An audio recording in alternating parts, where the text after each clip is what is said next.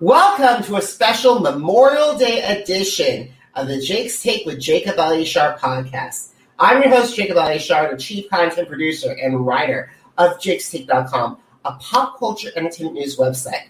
It is our fifth special edition, that also our special Memorial Day edition because of this incredible guest. He is an assistant director of, in the past, of a 10-time Tony-winning show, The Band's Visit, and also was the assistant director for the Nance starring Lena.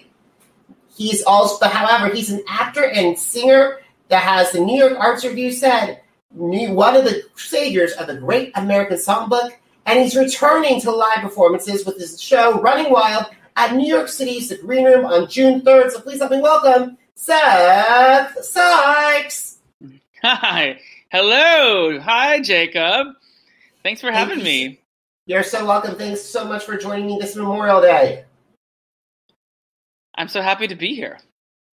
All right, Seth. So let's get started. So when you get interested in performing, how did that passion evolve to desire to get into work in the entertainment industry? Well, like with a lot of us, I think it began with church. Singing at church. You know, I would sing in the choir, and they realized I had a pretty good voice, and so they would make me sing solos. But so it was a sort of combination of church and MGM musicals, especially the one starring Judy Garland. Awesome. So in addition to Judy, who also inspired you, and how did they make an impact on you? Okay, well, sort of even my number two favorite singer and performer goes back to Judy as well, because it's her daughter, Liza Minnelli. And so when I was a little boy, my aunt really was a big fan of Judy and Liza.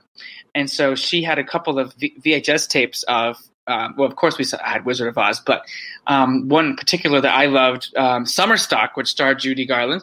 And I watched it on repeat over and over and over again. I was just obsessed with it. She played a farmer, and she drives around her tractor singing, "Howdy Neighbor, Happy Harvest," and doing chores. I mean, it's really, really fantastic and fun. And then she also had this DVD, or it's a VHS tape. This is before DVDs. VHS tape of Liza Minnelli singing at Radio City Music Hall. And it was the first time, I'd seen any live concert, like a big brassy performer like that doing a huge concert. And of course, this is Judy Garland's daughter. I didn't know this at the time. I just knew that I loved this woman, Liza Minnelli. And she just comes out and she gives this huge performance with everything that she's got. And that was the thing about Judy and Liza, is they really pour themselves into every note of what they do in a very full-throated and fully honest way. And so that's the kind of performance that I have always sort of admired, and later in life have found myself sort of emulating in some way. I'm a belter. I'm a belter myself, and I sing these old-fashioned songs, and it came from watching the ladies like them. Awesome. Like, I was introduced to Judy Garland through Wizard of Oz, but I was introduced to Liza Minnelli through Michael Jackson's 30th anniversary special at Madison Square Garden when she sang "You Are Not Alone." Oh, yes. That was a big night for us Liza fans, because she hadn't she hadn't sung in public in forever, and she had just been quite sick. And, Liza and Judy, but Liza has had so many ups and downs, and, that was the beginning of one of her comebacks. And it wasn't a great performance. It was weird. She was overweight. She didn't sound great, but she had encephalitis before that, and she was told she was never going to walk again. And, it was just amazing to see her on stage again. So I remember that moment well, too, my friend. And I remember her singing a little bit of her song of Happy Little Blue Earth Ride, which I thought was a little bit of Over the Rainbow. And I remember her talking about that on Rosie's show, like after 9/11. And she said that it was very nervous that she even sang that part of the song. I do a Judy Garland tribute, and I sing all out of her songs, but I do not sing Over the Rainbow, and this is why. I quote Liza. Liza says, Liza doesn't sing it. She has sung it, but when people ask her to sing it, her answer is always no, and the reason why she gives is because she says, "It's been done." Understandable. No one can take that song away from anybody. And besides, that song always belongs to Miss Garland. Absolutely. Actually, I have to sing it at an event. I have to see it at an event coming up called Gay and Sober. I'm not sober, but their theme song is "Over the Rainbow," which makes sense for a group like that. And they, every year they have someone sing that, and so I'm going to be singing it this year. And I'm like, oh my god, I'm so nervous about singing "Over the Rainbow" because, as Liza said, it's been done perfectly. So I'm going to try to find my own spin on it. We'll see how that goes. Hopefully, you'll post it onto social media so we can watch it. If it's good enough, I'll post it. Awesome. So, what have been some of the challenges that you faced throughout your career, and how did you overcome those obstacles? So, I, got into theater in high school and fell in love with it, and my teachers told me, explained to me, took me to see Broadway tours, and told me that there was such a thing as a career in theater. And I was like, really? People get paid to dance around and sing on the stage? And I just fell in love with it, and I decided that's what I wanted to do. And I moved to New York to go to school, musical theater school. But I always sort of knew that I wasn't the most castable type. A little bit too feminine, little too not a great dancer, not a great actor. And kind of maybe my most detrimentally, I can't sing pop music. I can't sing contemporary music. It just sounds kind of dumb. So, I really like to sing these old-fashioned songs from the 20s and 30s and 40s. So, I was in school or auditioning after school for all of these, pop shows like Spring Awakening and things like that, and I just couldn't do it. So, and I was a bad auditioner, and I just gave up. And so I stopped performing for 10 years. I gave it up, and I thought, I guess I'm just not going to be a singer. So I stayed in the theater in another way. Like you mentioned, in the intro that I was the associate director of the Band's Visit, and I worked as an assistant director for about 10 years with lots of really great top-notch directors on lots of different kinds of projects. But meanwhile, I was spending all of my time most of my nights at the piano bars singing old tunes and thinking, oh, I just miss singing so much. So your question was, what kind of obstacles did I overcome? I think what I've overcome is I found my niche, which is I'm a cabaret performer. I do not audition for musicals. I do not consider myself to be an actor. I do not perform as an actor. I am my Seth Sikes on stage, telling my own stories, doing my own thing, and doing my own arrangements of songs. And it took me, a long time to accept that that's where I fit in the entertainment industry. I think we all have our different pathways, no matter what. For me, I've been doing this for 10 years and decades, and I've been told so many times by a lot of major organizations. So just to be here and to podcast and sitting and talking with you, it means a lot. Well, I'm so glad you're still doing this, and I look forward to tuning into your broadcasts all the time. Thank you, I appreciate it. So I want to talk to you about this because I want to bring up that conversation about being the director, because being part of the Band's Visit, I saw the show. It was really good, very very interesting from all the shows that I've seen in the past. And it won 10 Tonys, and then also you did the Nance, which was directed by theater legend Jacob Elyachar and starring Nathan Lane. Plus, you also did off-Broadway shows such as Tribes and Pageant. So how did these experiences help you grow as a professional in our industry? So working with really exceptional directors and artists really do form everything that you do moving forward. So I take, I have because of the director, especially I've assisted David Cromer on several projects. David Cromer was the director of the Band's Visit and many other things, Our Town, Downtown, and Tribes.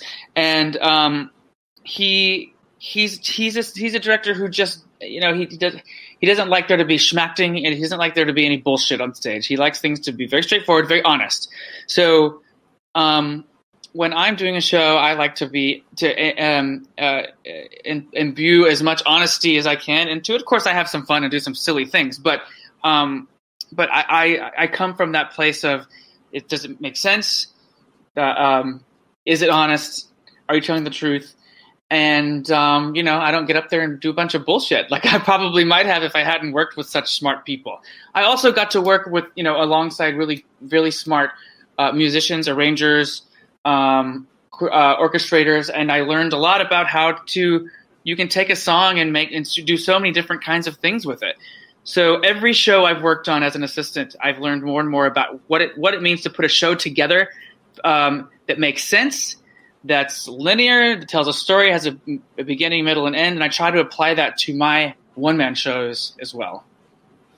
And believe me, I think there's a lot. I bet you come with a lot of times you can't with actors who want to eat the scenery.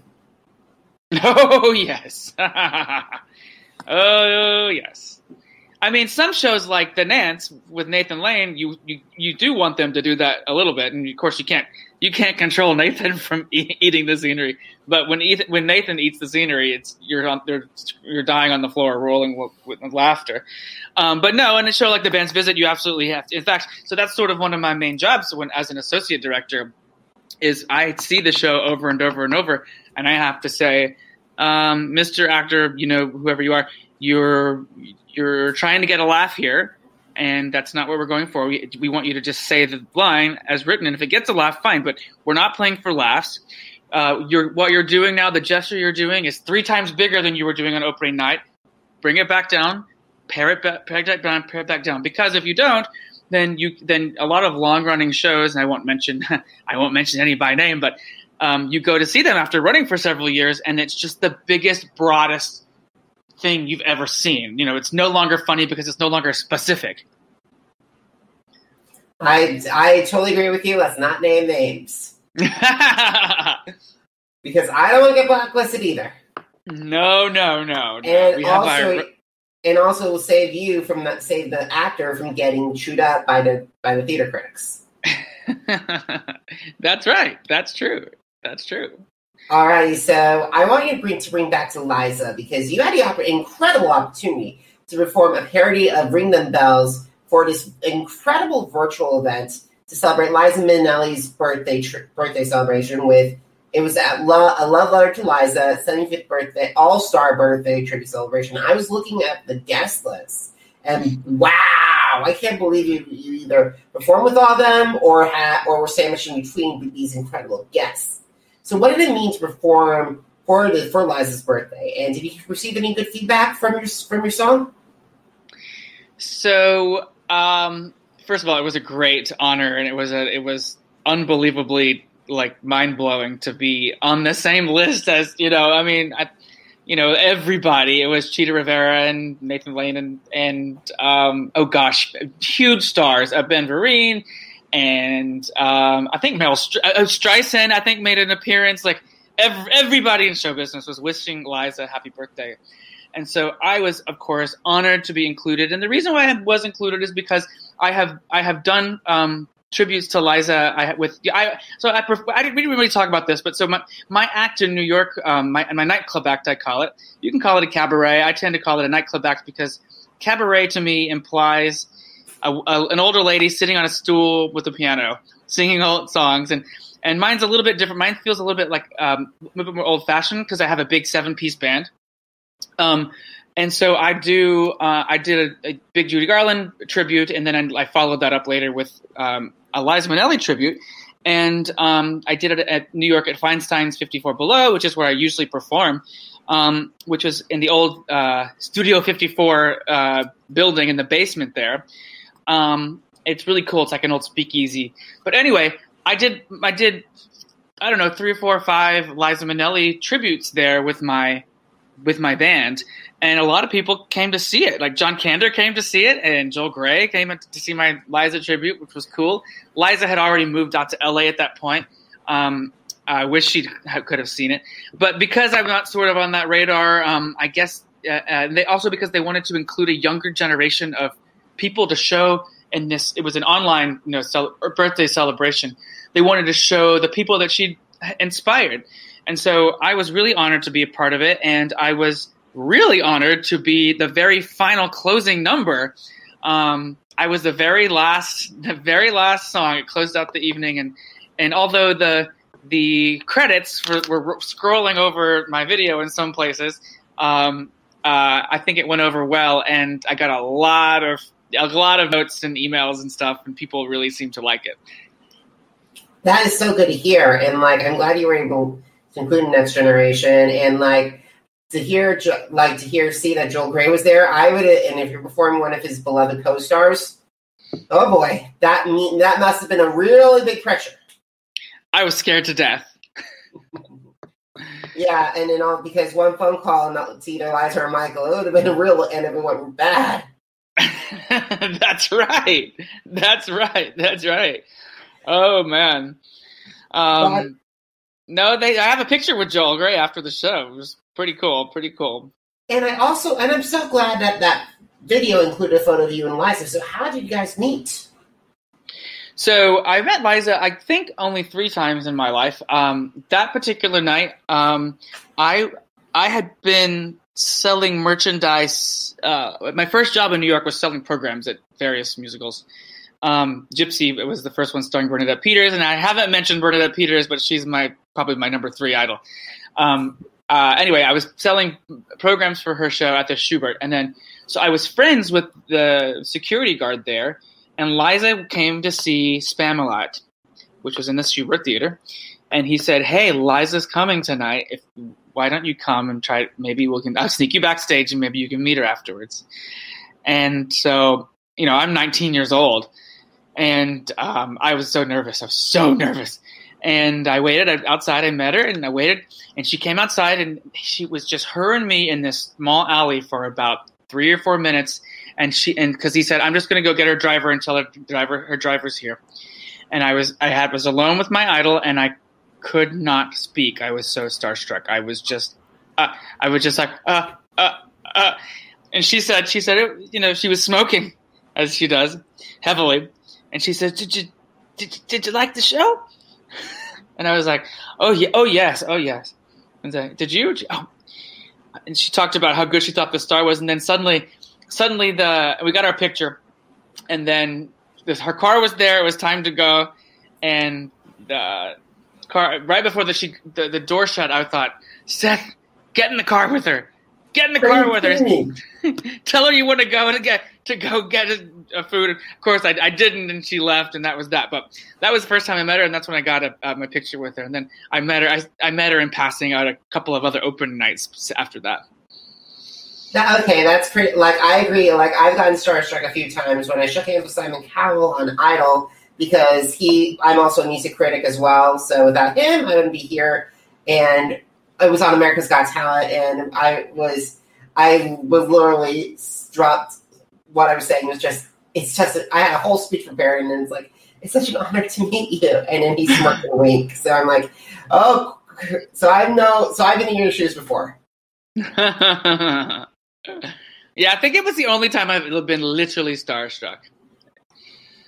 Awesome. So on June 3rd, you'll be performing live in New York City at the Green Room 42. In your humble opinion, what does it mean to return performing live in the Big Apple again? Well, first of all, I think it's a miracle. I mean, seriously, whenever I did my 1920s tribute on New Year's Eve and going into 2020, and the whole show was about how it was going to be the best year ever, the roaring 20s. And then, of course, we skipped all the way to 29 and crashed, and burned. And I didn't know that my little, gentle songbird profession was about to become one of the most dangerous 3 occupations in the world. It was like terrorist, white police officer, and cabaret singer, spewing the audience with your germs. So I thought, well, singing, me singing in a small room with people gathered is just incredibly unsafe. So I have a feeling it's going to be forever. Will we ever get to do it again? That was always my question. So it's a miracle we're going to get to do it at all. I'm really excited to be performing with my band again, and I think it's just overwhelmingly cool. Awesome. So can you please describe your show Running Wild to my audience? Running Wild is a song from the 1920s I love to sing, and it's the opening number to this show, which has a lot of 20s songs, a lot of Judy Garland songs and Barbra Streisand songs, and Liza, Barbra Streisand, and Judy. Songs earliest from the early part of the 1900s. And it's just going to be a wild night out with a 7-piece band celebrating what we should have been celebrating all this last year and a half, which was the beginning of a new roaring 20s, a big fun night out. And I can't wait to do it. Awesome. Now, when the pandemic began, you started filming a series of popular music videos which went viral. So can you be telling me how that came about? And are you going to make more music videos in the future? So I was lucky enough to, last May, go out to spend the entire summer at my friend's house on Fire Island. Fire Island is a really gorgeous getaway out on mostly gay getaway out on Long Island, and I had the idea to make a music video about wearing your mask, and it was a parody of the video from the song from Joseph and the Amazing Technicolor Dreamcoat. Instead of his coat of many colors, it was my mask of many colors. And I rewrote all the lyrics like I do for my shows. I write a lot of parody lyrics, and made it about wearing your mask on Fire Island with my rainbow mask. And it was surprisingly popular. And then I thought, I'm going to go back and make some old-fashioned ones. So I did a parody of Judy Garland's On the Atchison, Topeka, and the Santa Fe, but I changed it to On the Fire Island Ferry on the Old South Bay. And so that one was very popular. And then I did Howdy Neighbor, and I did Belle from Beauty and the Beast. And the next thing I know, people are stopping me left and right on Fire Island. Everybody knows who I am because they're all watching these videos I was making. And it turned into, in fact, it was the success of those videos that turned into, I spent my winter in Puerto Vallarta singing, and that's where I made the Ring Them Bells parody for Liza's 75th, which was in the concert. So yes, the point is, yes, I love the attention that it gets me and the bookings that it has gotten me, and I will be making another one in the next couple weeks because I'm going back out to Fire Island next week.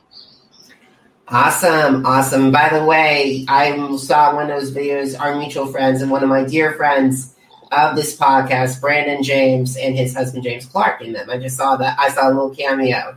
Yes, they were in it. I'm a big fan of theirs as well, and just met them performing in Puerto Vallarta this winter. And guys, just a little tidbit, I actually saw Seth perform with Branden James earlier in New York, at the Green Room, and they were fabulous. And Seth's voice is incredible. It just reminds me of the American Songbook vintage ones, and I think you did your idols proud when I saw it. Oh, well, thank you very much. Thank you very much. All righty, guys. We got to start wrapping up our conversation. So as Broadway and live shows open up, what advice do you have to performers who are getting ready to perform in front of an in-person audience for the first time since the pandemic?